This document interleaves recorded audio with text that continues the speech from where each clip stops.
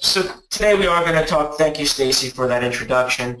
Just to give you a 10-second background about me and my business. Effective HR has been a tab member for the past 6 years.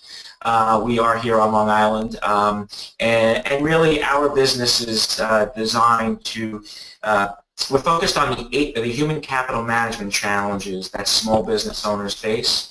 And all of our clients look exactly the same. They're first or second generation family businesses. They have between a handful and a couple of hundred employees, and they're doing somewhere between $1 million and $100 million in revenue, and really outliers on either side. So a lot of the stuff that we're going to talk about will have a very TED feel because it's important to us, and we feel that if we can help the human capital side of your business connect with your personal vision, it'll make the business grow better and smoother and all those sorts of things. So we're going to jump in right now. Let me move the slide forward. Come on, slide, move forward. Okay, so the agenda is, your freedom and your personal vision. So, when we talk about personal vision as TAB members, I think we're all on the same page. And for those that are listening in, really, what is the reason you got into business? And what I suggest to folks is, to kind of put yourself the next 35 minutes back to that day when you started your business and how you felt and all the great things that were going to happen, and we'll talk about those. And the freedom that you wanted. So freedom could take any form, and we'll talk about this. It could take the form of freedom from worrying about bills, freedom from, having a boss, all kinds of freedoms, and everyone's freedom and definition of freedom are very different. So we're going to talk about some of the forces working against you and your freedom. We'll talk about who's going to give you your freedom back, and really then start to define human capital management and some of the terms like organizational development and human resources, and really how they tie into your freedom and your personal vision. Then we'll just talk about some recommendations that we've seen companies use throughout the years, and define a bit of a roadmap for you. And then really at the ground level, who and what is going to give you your freedom back. So freedom and personal vision. So, really put yourself back in that day when you were going to do it. You finally decided, I'm going to start my own business. And, on that day when you really truly decided what it was, the air smelled fresher, the water tasted cleaner, and the sun just felt warmer on that day. And perhaps it was one of the best days of your life. And, think about those things that you said you were going to do, right? I'm going to be on my boat. I'm gonna become the best golfer there is. I'm playing 2 days a week. My handicap's going way down. I may be sitting on a beach reading a book and staring out into that great blue ocean. I may look at my bank account a bunch of times a day because it's going to be filled to the brim. Wells Fargo and the other banks are going to be calling me and ask me to open all kinds of new accounts, right? So kind of think about those things as we move to the next level and move into some of the things that are going to help you become freer. So forces that are working against you and your freedom, right? So think about this. So, your accountant, your lawyer, your mentor, in some cases your spouse or significant other, friends, insurance agent, payroll company, you guys can read through those things, but, you probably have meetings several times a week with some of the people that are on this list. And I want you to think about some of those meetings and kind of put yourself there right now for the next minute or two. Think about when one of those folks walks in and they say something like this: hey, Mr. or Mrs. Business Owner, you really need to think about doing X, Y, and Z so that your business can do, 1, 2, and 3. And every time you hear someone say something like that, typically folks have told us they start to feel things like this. They can feel their blood pressure rise just a little bit. They start to squirm in their chair a little bit and get antsy. And the reason that happens after talking to lots of business owners is because every time one of these folks tells you to do something, it's probably the right thing to do. But in the back of your mind, all you're thinking to yourself is, my gosh, this is just one more thing that I have to do in my day. And kind of relating that back to your personal vision and freedom, it goes against why I came into this business, why I started this business, why I have passion for this business. And every time those folks tell you what to do, it's just that one more thing on your plate, that's one more thing that you have to do, and kind of the cute little infographic down there, it just ties you to your computer and your desk, and it's really the antithesis of everything that you thought you were going to do. So who can give you your freedom back, right? Realistically, it's your people. But to kind of tie this back to Tab, yesterday on LinkedIn, there was a great article about a Tab member that I believe was out of Colorado. And his name is Ben Allen of Allen Technology Advisory. And he started out as a solopreneur. I'm kind of recapping the story for you who haven't seen it.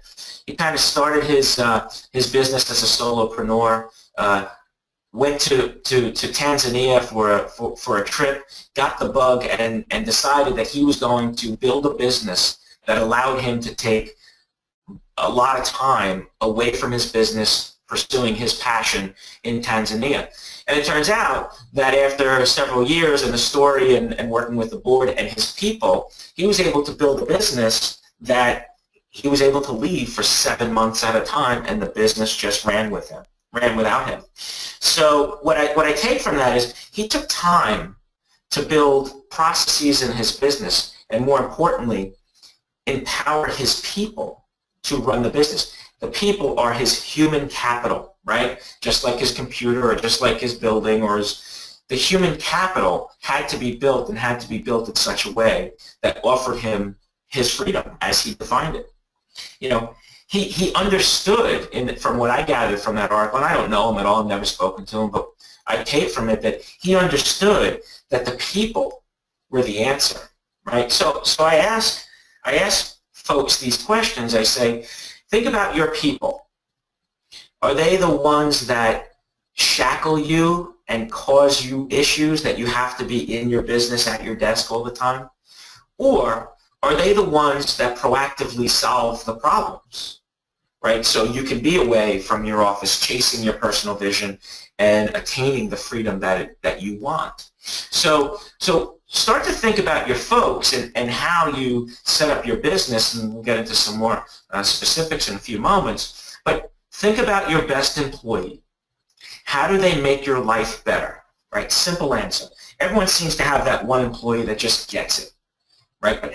But now imagine if you could take all of your employees, and let's say they're operating at a B- level right now because there's not the great process, there's not the things in place to manage that human capital. And if you could take your B- employees and make them all A+ employees, right? Think about what that would do to your day, what it would do to probably your sleep patterns would improve, to the profit, to the growth, and really to the ultimate goal, which is your freedom and your personal vision. So think about it this way. If the people are the folks that are causing you to stay there, it's probably a human capital issue. On the converse side, if you're trying to become more free and you're trying to get out of your business, the policies, the procedures, and the investment in your people are what are going to give you your freedom. So we'll move on to the next slide. So what is human capital management, right? So human capital management is a big term. I'll filibuster here a second so you all can kind of read through that. But it's a big term, and we break it down into really one simple infographic. I'm going to draw with my hands right now a pyramid, right? Human capital management is at the top of the pyramid. And on either side of the pyramid, there are really two components to human capital management. One is organizational development, and we're going to define that in a moment or two. And the other is what I would call traditional human resources as we think about it today, right? So a true strategy is that infographic. Human capital management sits on top. How you develop your organization, how you train your people, how you lead them, all those sorts of things. And then on the other side, the human resources component. How do you put the policies and procedures in place to protect the business, set the rules for the employees, and really set the foundation for your business to grow, you to attain your freedom, and ultimately your personal vision. Okay. So what is organizational development, right? So really, to think about it, it's the alignment of the organization at all levels, right? Everyone understands exactly where they're going, why, and how. And really, what does it do? It improves the effectiveness of the organization within the values and the culture, right? So the worst thing that could happen as a business owner is trying to achieve their freedom/personal vision is to take what they were originally doing all their years of being in business or time in business, and all of a sudden say, okay, we're going to change everything completely to bend to this new way of doing things. Well, that's not really always the ultimate goal. The ultimate goal is to take what the culture of the organization is and kind of tie it all together to align people in a better way. The other things that it does is it maximizes the potential of the human beings and their contribution to the organization. Now, when you read that sentence that way, or that bullet point that way, it sounds very lofty. It sounds almost unattainable. But if you think about some of the great organizations and you think about some of the terrific business leaders that are out there, they understand this to the nth degree, that their people and what they can contribute, how they're aligned in the organization, how the organization is developed, where people fit from what they do every day, how they do it, how they interact with the clients, how they interact with each other, and how they take ownership. Do they take ownership of their jobs, or do they look to blame and deny and excuse themselves from every little thing that has gone wrong, right?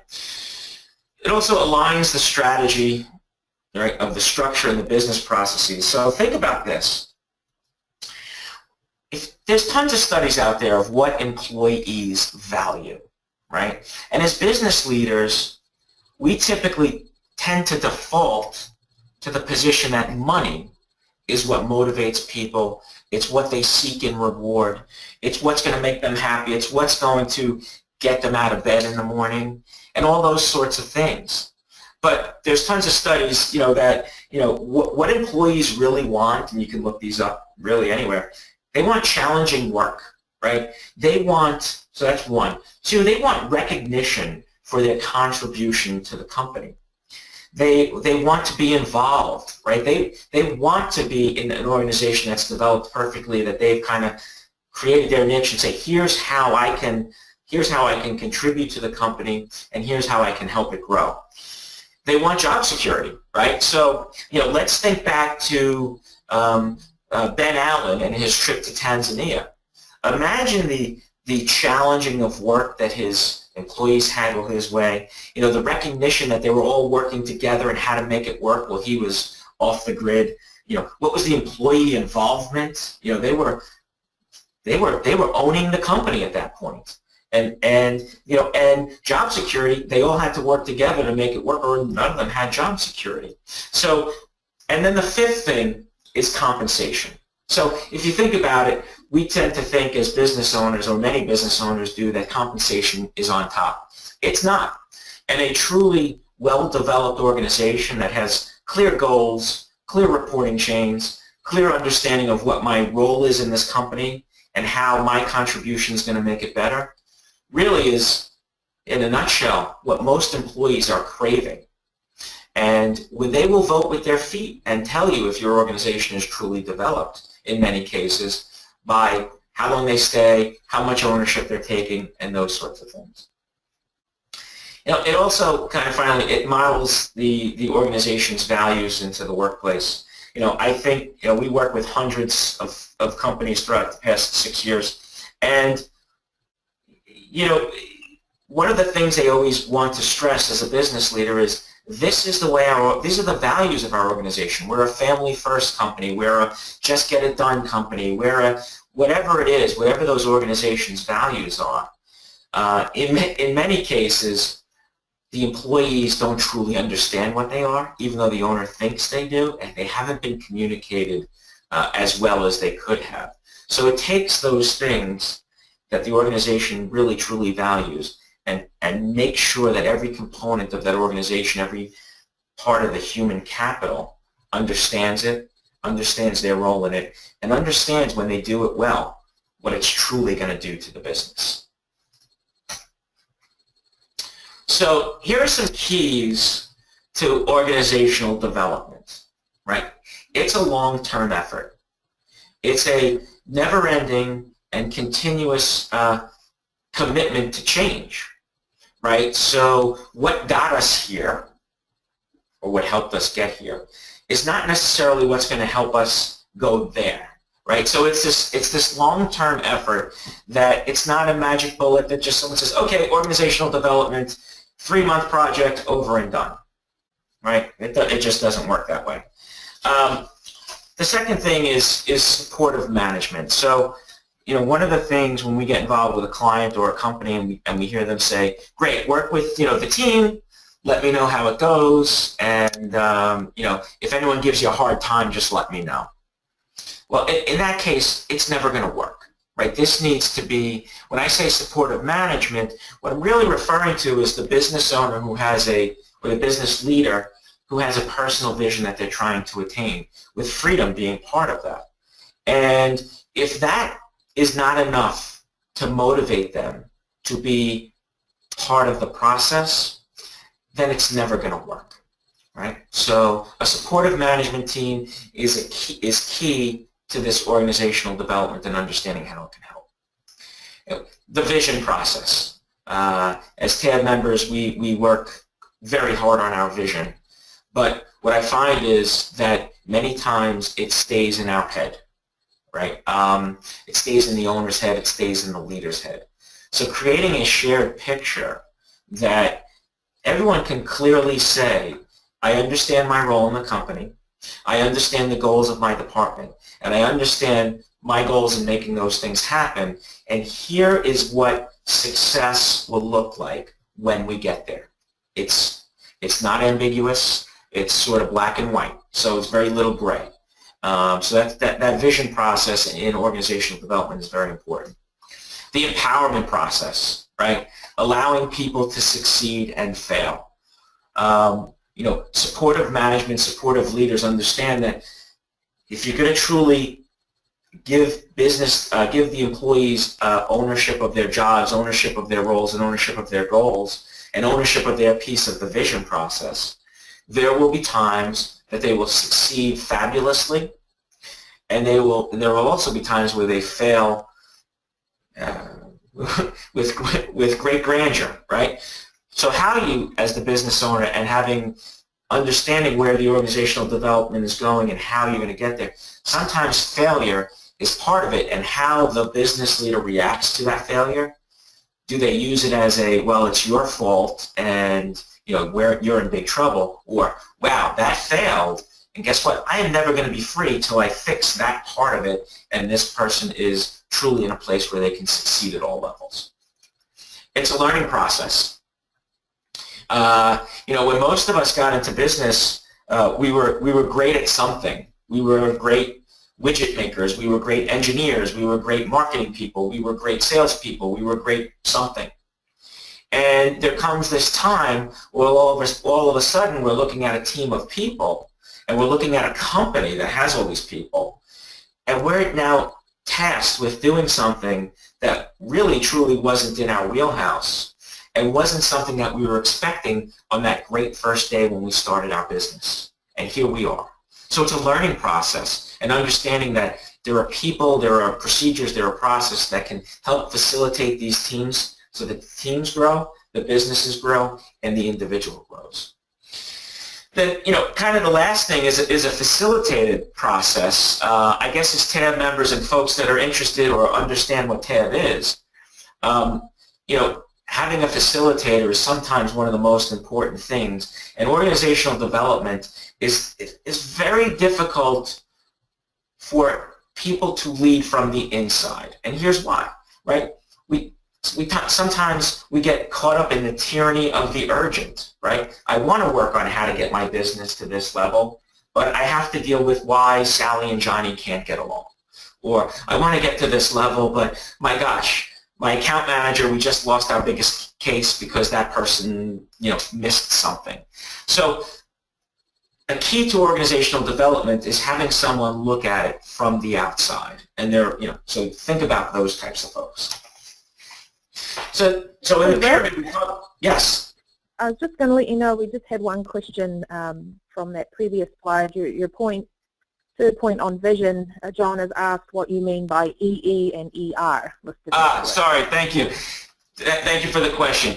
That's my jargon. EE is employee and ER is employer. So thank you for the question, and I apologize for not defining those more clearly. EE is employee and ER is employer. So we talked about the pyramid. HCM on this side is organizational development. On this side is what we would consider the traditional HR stuff, right? So the most important part is, to get good people here, to develop and manage programs, let's call it the compliance stuff, ensure equity and diversity, and thinking about avoiding litigation and governmental letters and compliance and those sorts of things, which, as we all know, is getting somewhat out of control here. Enforce corporate policies, right? So think about these words on this page. HR is typically can be seen, it's portrayed this way in movies and shows and things like that, as the person that's kind of saying no, right? Organizational development is the person that's saying yes, right? But combined together, they are what is going to make the foundation of a business really strong, and also help the company grow and the owner achieve their personal vision and freedom. So what are some of the keys to human resources? Compliance, right? So think about it. Every day it appears, or it seems to be, that there is some new law, rule, or regulation that a business owner may or may not even understand has changed. And on the compliance side, this can cause fines, fees, lawsuits. So play a little game again. If any of you have ever opened the mail, kind of put yourself at your desk for a few moments, and if you've ever gotten a letter from the IRS or the Department of Labor, and you see that envelope and you see the return address there, it kind of makes your heart skip a beat, right? Oh my gosh, what is this? So from a true HR perspective, helping to avoid those kinds of letters coming to your office is a very key component of what HR does. The other things, the employees, hiring, right? Having hiring, onboarding, termination, those sorts of things.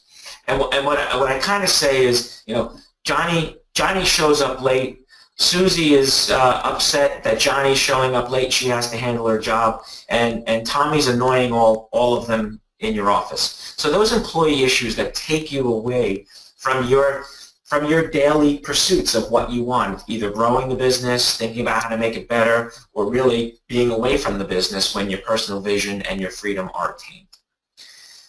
Another thing that typical human resources function is policies and procedures, things that protect the business and set the rules for the employees. So these are things you've heard before: handbooks and job descriptions and leadership training and harassment training and those sorts of things. Those are the things that contribute to it. Now, many businesses may not have someone or some of these things in place, and really it's a function of not having someone to do it for them. So if you go back to that first slide, a lot of times we don't get things done because everyone's telling us what we have to do, but I, as a business leader, don't have someone that'll just do it for me. All right, so here are some recommendations. I'm coming up right on the time frame here. So what you really need, or what we would suggest business owners have who are trying to attain a great human capital management strategy, which ultimately is going to give them two things: the achievement of their personal vision and the level of freedom that they wanted when they originally started their business. So I had outside here highlighted. We truly believe that that sometimes businesses can't see the forest through the trees, business leaders, because we're stuck in the day-to-day, the tyranny of the urgent. So you can have a human capital management assessment, which will become a roadmap, completed. We would suggest get someone from the outside to do it. They can see things that, when you're stuck in the weeds and you're stuck in the day-to-day, it's hard to see. So it should identify those critical issues that we talked about, those things that can cause fines, fees, and lawsuits. It should identify major issues. Those OD is organizational development. Those organizational development things that will make your team run better and your business grow smoothly. So think of things like leadership training and performance management and talent acquisition and all those sorts of things and how you align people within the business. The third thing that it should do is identify employee commitment, right? So your employee's view is always different than yours, right? And as business leaders, whether it's, I don't know, ego or just not wanting to believe that someone thinks differently about my company, my baby, than I do, their view is always going to be different than yours. So there should be a understanding of what your employee's commitment is to your business, right? So those things come in the form of some I'll give you some simple questions that should go into this human capital management assessment, but can help identify, do you have the right people on the bus? Or if you have the right people on the bus, are they in the right seats? So things like, if you were offered the same job, same salary, same benefits, same title, and same distance commute from your house, how likely on a scale of 1 to 10 would you leave, right? Or a question like, on a scale of 1 to 10, how likely would you be to recommend a family member or a friend to work at this company? These kinds of things will help uncover what the employee's commitment is to your business, and can they help you achieve your goals. So going back to really those 5 things, or those 4 things, or the 4 top things that employees appreciate. So think about it. It's that recognition. I'm just going to kind of come back here for a second. It's the recognition that they want. It's they want to be part of the organization. It's not necessarily compensation, right? It's all those things that we as business owners think are not the most important things. We want engaged employees. And employees' version of engagement or idea of engagement is typically very different than ours. So in the overall, what we would recommend is have a human capital management assessment done by somebody other than someone within the firm. They're going to create a great roadmap that'll tell you how to build your organization and what needs to be done step by step over the next period of time. So what will give you your freedom? The results of any quality, good, well-done human capital management assessment, right? You should have an HCM leader, right? Call it, for lack of a better terms, just to kind of give it a name, the director of human capital, right? So I ask a lot of business owners, I get to meet with a lot of them, which is great, and I always ask them a series of 2 questions on every meeting that I find most fascinating, right? The first one is, what makes your company different? What makes your company great? And invariably, it's some form of this answer. My people are the best. We have account managers that have been here for 10 years. We have, this level of education. Our people are the best. And I say, that's terrific. That's great. And here's the follow-up question, and this is the most important one. And I ask them this. So if your people are the most important thing to your business and its success, who do they report to? And if they're reporting to the CFO or the office manager or anyone other than a director of human capital, in quotes, then I don't believe that that business owner is really telling me the truth when they say their people make the biggest difference. So we would say if your human capital is the most important thing to you and your business, more importantly to your personal vision and your freedom, then you need a director of human capital, someone to just do it for you. Now, there are multiple ways to do that. There's insourcing, so there's someone who, you have a team member who's trained in this world and understands it. That's great. You can outsource it, bring someone in from the outside 1 day a week or some frequency. But there are multiple ways to take your human capital and give someone who understands how to make it work, bring them into your business. So in closing, if your people are your greatest assets and that differentiates your business, then who's in charge? So to kind of sum it up, folks, the recommendations are these. Human capital management, back to that pyramid, is one of the greatest ways to help you achieve your personal vision and your freedom. Secondly, have a roadmap from the outside written up on your company so that you understand where the pieces fall and what needs to happen. And the third recommendation is you need someone to just do it for you. Because if we remember back to that first slide, all those people that come to your desk that sit down and tell you what you need to do for your business to grow and succeed, if you don't have someone to just do it for you, all it creates is stress, anxiety, and it just dies on the vine there. So that's it, folks. So I'm here for any questions. I think we're right on the timeline here. I appreciate you listening, and I'm here to answer the questions. Thank you. Thanks, Rick. That was a great presentation, actually. I think a lot of food for thought there. And again, folks, if you do have any questions, please just type them into the Q&A box. We did have a question here, Rick. You mentioned earlier things like employee handbooks and formal job descriptions. Catherine's asked, are those really required? Are they required by law, for smaller businesses? Is that something I should be doing? Yep. So no requirement by law. However, a great first step for a couple of reasons, right? So the first reason is there will be some legalese in there that could help become one of the first lines of defense should there be a problem, right? So the easy one is sexual harassment, right? So you want to make sure that employees have understood what should happen if they're feeling something and who they should report to and how it will be handled and all those kinds of things. And legal language, right? So from that perspective, it's a good first self-defense. But the second part of it is it should become a living, breathing document that sits on everyone's desk. So think about it from this way. We all may have had this kind of a situation. The handbook says you get 2 weeks vacation, right? Someone knocks on the door and they say, hi, Rick, I know it says 2 weeks vacation, but, it's me. I've been here for a long time. I'm your cousin's best friend, this, that, and the other thing.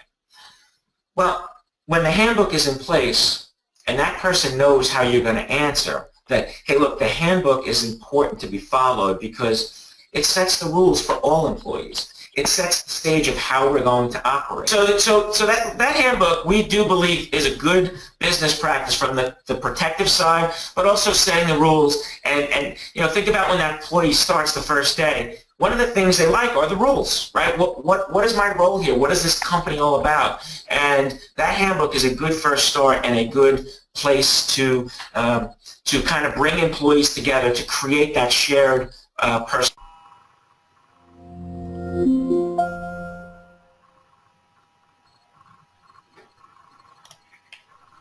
Hey, Rick, you still there?